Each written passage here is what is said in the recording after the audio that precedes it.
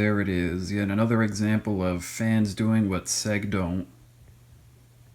Which is actually kind of funny because this game actually predates Mania by, I believe, 2 years. But regardless, what exactly is this game? Well, although I don't know the entire story behind it, I do know that the long and short of it is that basically this is a Sonic fan game that got the opportunity to become a real game. You know, the creators went out and asked people to donate to them so they could create the game. And well, what we have here is the result of all that Kickstarter backing. So then I guess the question that stems from that information is, did the backers end up receiving a good product, or did they feel as though they got screwed like this was another Mighty Number 9 situation, which I'm pretty sure this game also predates. But anyway, in order to answer that question, we gotta start off here with the story. And this story takes place on the planet of Avalis, in which we follow two characters, these being Lilac the Water Dragon and Carol the Wildcat, as they find themselves smack dab in the middle of a secret alien invasion. An invasion they only learn about when they meet up and save Torque, another alien, and he tells them about the evil Lord Brevin who is behind everything. And what Brevin wants to do is bait the three major kingdoms into war with each other. And with this war going on as a smokescreen, he could then go and steal the very powerful Kingdom Stone. Because this stone gives an unlimited amount of power, and with it he would be able to overclock his army, then basically become unstoppable. So now it's up to the three of them, plus a newcomer Mila, who ends up joining the team partway through to put a stop to Brevin once and for all. And well, that kind of concludes like a brief synopsis of the story. And I really only say that because there's more detail into this story than you'd originally think, especially when you do the whole Sonic comparison again, because those 2D games had like virtually no story at all. But instead, this game, its story is told through cutscenes. Cutscenes that have voice acting in them, which is probably something you wouldn't expect from a game like this. But it's here, and to be honest, the voice actors and actresses do a pretty good job bringing all these characters to life. And I would say that the three big standouts for this aspect of the characters was Lilac,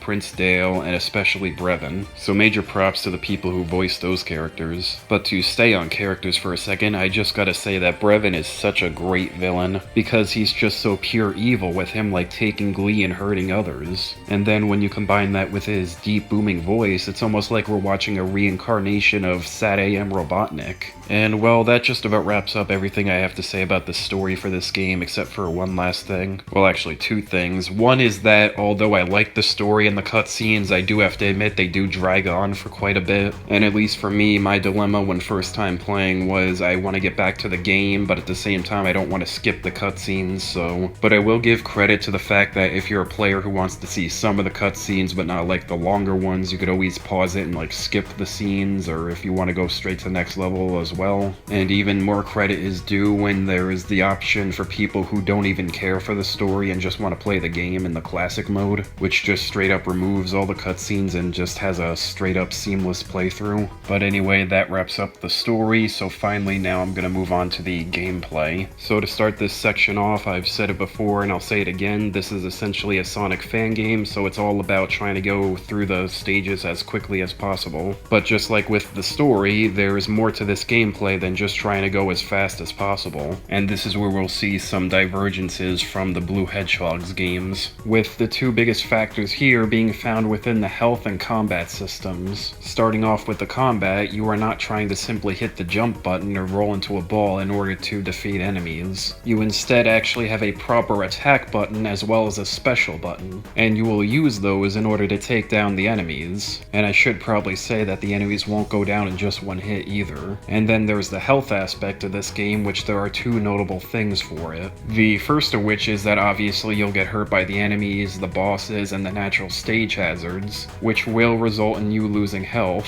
But there is something I need to hone in on with the enemies and bosses, which is the simple neat fact that actually touching the enemies or the bosses themselves will not hurt you. Only their attacks will hurt you, or like their projectiles, or if they have like spikes coming out of them, they themselves cannot hurt you. So that gives you like the perfect opportunity to get up close and comfortable with them to destroy them easier. But having said that, this leads us to the second notable thing about this game's health system. That being the fact that the health system in this game is much more traditional. You know, you essentially have a life bar. You get hit, you lose some of it, and you can only replenish it at certain locations. And well, because of this, I gotta be honest, the game is overall more difficult. Maybe less so in the earlier stages, but definitely more so in the later ones, especially during the bosses. You'll be missing being able to pick up your rings. Let's just put it that way. Yeah, no, these late stage bosses are probably why this game has unlimited continues, which I'm just now realizing is only being brought up for the first time now. And well, to be quick on this topic, this game has a life system. And of course, this acts exactly as you would expect. You lose all your life in your life bar, and then you die, then you lose a life. And if you lose all your lives, you get a game over. But this can be prevented by finding hidden extra lives within the stages, or just simply collecting 200 crystals. And this is all well and good, it's just the simple fact that regardless of whether you die or end up actually getting a game over, your punishment is the same. Which is to say that you'll just get put back to the last checkpoint you reached. And well, I personally can't see myself as the biggest fan of this. I feel that there should be at least some sort of real punishment for getting a game over. I mean, I obviously don't think we should go all the way back to true like 8-bit and 16-bit game overs where you have to restart the entire game, but it's like you need some sort of penalty for failing, and at the very least you should restart the stage you were on. But then it's like, on the other hand, those set of like last stage bosses are so damn difficult, and it's just so great to jump right back into them without any time loss. So yeah, the game over is not really doing anything. I'm not the biggest fan of it, but I could definitely understand why it's like that. But anyway, with that all done, I'm now going to move on to how to actually play this game with the three main characters. Starting off with Lilac, who is obviously the speedster of the group, not only because she is the quickest, but also because her Dragon Boost special ability allows her to gain an instant burst of speed while also being invincible, which makes it very useful to plow through a whole bunch of enemies or through bosses. Plus, with this special attack, you actually can like angle it so that way you could bounce off a wall and get to like higher ledges or get airtime. She also has a double jump, which also acts like an attack. So if you have like enemies or a boss that's above you, you can use this to get like multiple hits. Next up we have Carol, who is the most agile of the group,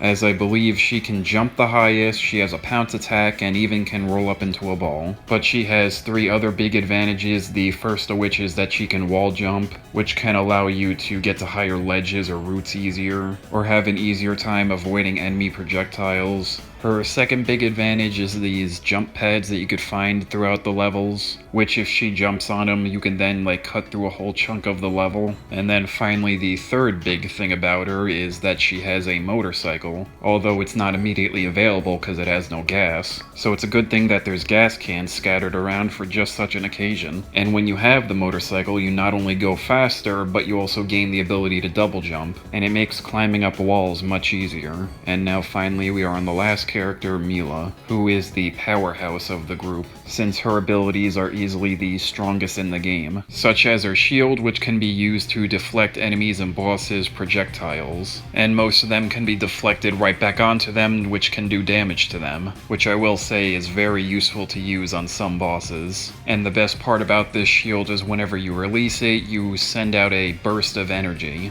so it doubles as her main attack. Although she does have another attack where she spawns in a box that she can throw, although I virtually never throw it because it can be combined with your shield. And when combined, it creates a huge energy beam, which deals massive damage to whoever stands in its wake. And I just love how much range this attack has. But anyway, other notable things about Mila is that since she's a dog, she can dig up stuff. Like whenever you run over certain patches of grass, you can bend down and start digging, and you might end up finding something useful like a shield or some health. Another important thing about her is that she can fly, and well, that's pretty self-explanatory. The fact that you could fly makes everything easier, although you gotta be careful because it obviously isn't gonna last forever. And yeah, that's really everything about this honestly overpowered character. Or at least I would be calling her that if the people who made this game didn't realize that she was overpowered, since in order to curb this fact, they made her have significantly less health compared to the other two characters.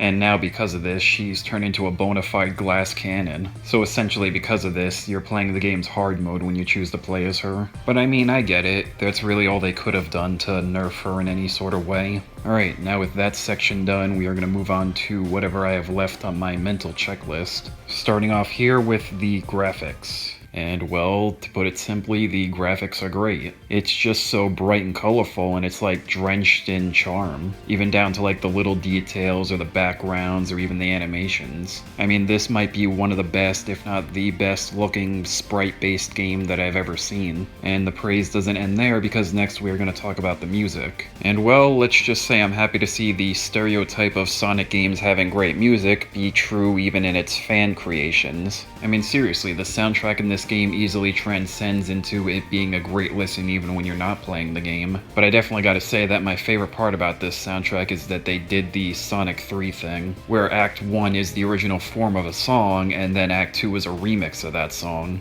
Really awesome stuff here. But anyway, with all that done, now we are onto the last two things I want to talk about with this game. That being some general positives and negatives that I haven't been able to fit in here yet. And since I don't want to end this video on a downer, I'm gonna go ahead and do the negatives first. Starting off here with things I don't like about when playing certain characters. And to begin, we have Lilac, who I said before had a double jump that also acted as an attack. And well, there's nothing wrong with the attack on its own, it's just annoying that it takes a little bit of energy from you. And well, because of that, you can't combine this attack with a Dragon Boost, which I mean are two abilities that would pair so well together. But that's really the only complaint I have about her. Next up is Carol, which in all honesty is my least favorite character to play as out of the bunch. And well, it's not like she's horrendous to play as or anything, but I just didn't like playing as her. Honestly, maybe just for the simple fact that normally she doesn't have a double jump or an equivalent. But there is other reasons, like when I described her earlier, I didn't even bring up her special ability, because in all honesty, it's kind of pathetic. It just being a whole bunch of kicks that she does. And the only good thing I could say about it is the fact that it doesn't completely drain your power bar. So at the very least, you can spam the attack.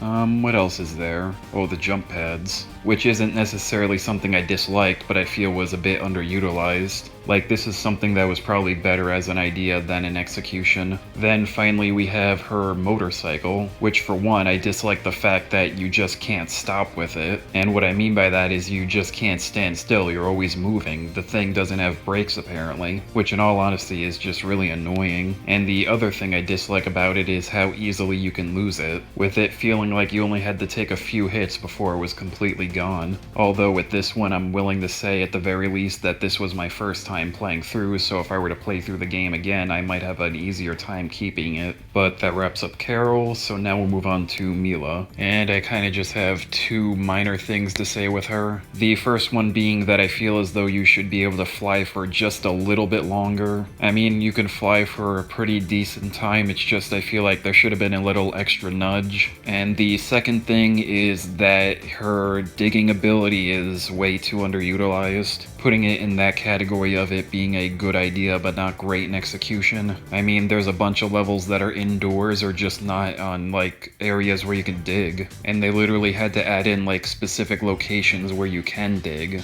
But anyway, that wraps up the characters. Now I'm just gonna do a few more general negatives, which, thinking it over, I kinda only have one true complaint here, and it involves the structure of the levels. And well, it is the fact that Acts 1 and 2 are not separable, which is to say that they're not two completely separate levels, instead they are treated as one big long level. And during normal play, this isn't really that big of an issue, but it is an issue when you want to replay Act 2 of a specific level.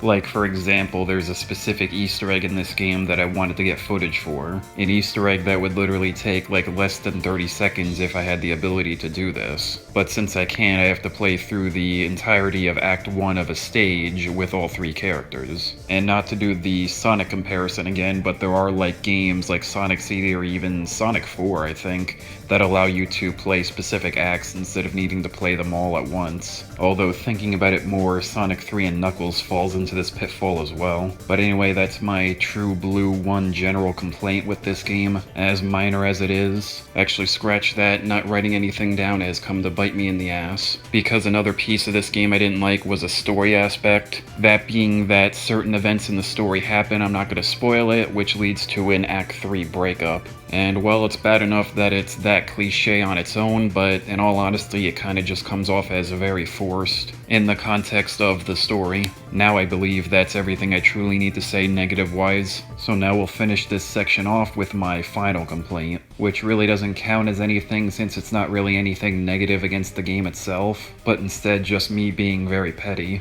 And well, that is because this game never came out on Xbox. Not on the 360, not on the One, not even on the Series X. And well, I really wouldn't mind this that much, except for the fact that we're literally the only holdouts. I mean, it came out on PC, obviously, it came out on PlayStation, it even came out on freaking Wii U and Nintendo Switch. And well, me being an Xbox player virtually all my life, I never had a way to play this game until I finally got a laptop. So I guess the conclusion of my rant is that it sucks that I was denied the experience of playing this game for as long as it's been, since it just simply didn't come to my home console. Although I will say that I am very grateful that the sequel's on here. I just hope that one day this game will finally join it. But anyway, that's about it for the negatives, so let's finally wrap up this review with the general positives. Or I suppose the more accurate title would be the little details that I really love in this game. Starting off with the sprite work. And while I love this type of style in any game, and this one is no exception, especially when it comes to the stuff like the animations, like how they managed to weave in the 3 different personality types of the girls in their movements. Like for examples, whenever Lilac does her double jump, she closes her eyes almost as if to get as much focus as possible. Or Mila's wide-eyed wondrous expression when she first meets Lilac. Or one of my personal favorite ones of Carol not being as strong as she seems, with her struggling to hold on to the motorcycle when you grab onto stuff. But anyway, another thing that I really like that they did with the 3 characters is give them not only unique levels, but also unique parts of the regular levels. Like how Mila doesn't meet Carol and Lilac until the end of level 2, and so because of this, her first level is completely different to their first level, but then she also has a completely different ending to Act 1 of level 2, where there's a sequence where you ride a minecart, or in the 3rd level where Lilac will fight one boss, but then Carol and Mila will fight a completely different boss. And then finally, late in the game, that split up happens that I talked about earlier. And because of that, you end up playing 2 drastically different levels. What else do I got? Oh, the fire shield. I love that not only does it protect you from fire attacks, but it also just naturally hurts enemies. Yeah, you just walk into them while having it on and they get hurt. It's actually quite useful for bosses to nab like a few extra hits. I also love that there's an alternative way to beat a level, with you normally needing to fight your way up a truck, but if you manage to fall off it or just jump off it, you realize that the ground doesn't instantly kill you. So with this knowledge, you could literally outrun the truck and destroy it,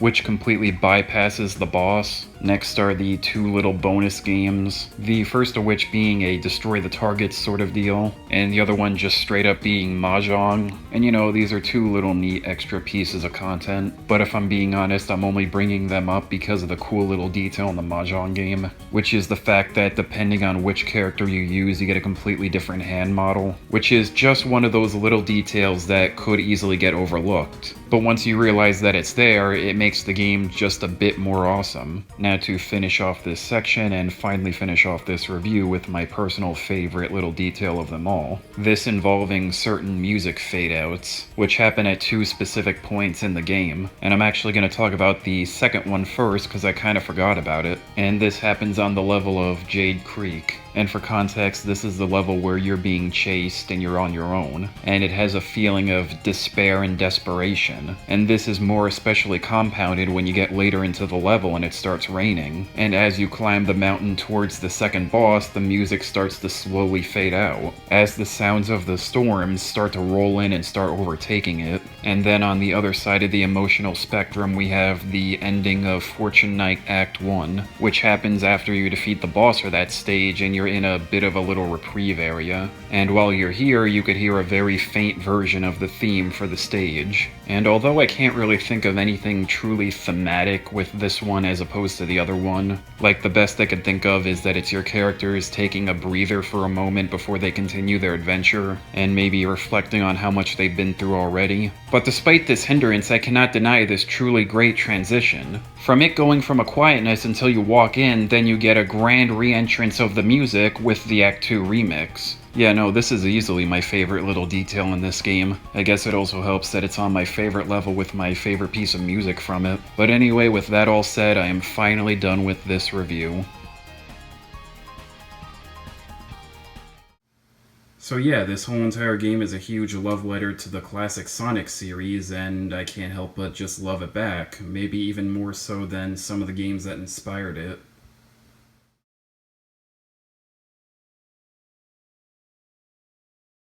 Do you remember Sonic the Hedgehog? Stop dancing. Stop dancing. Remember Sonic 3? Enough with the dancing. Stop dancing. Stop dancing. Remember Sonic Heroes? I don't care if this clip is from the sequel.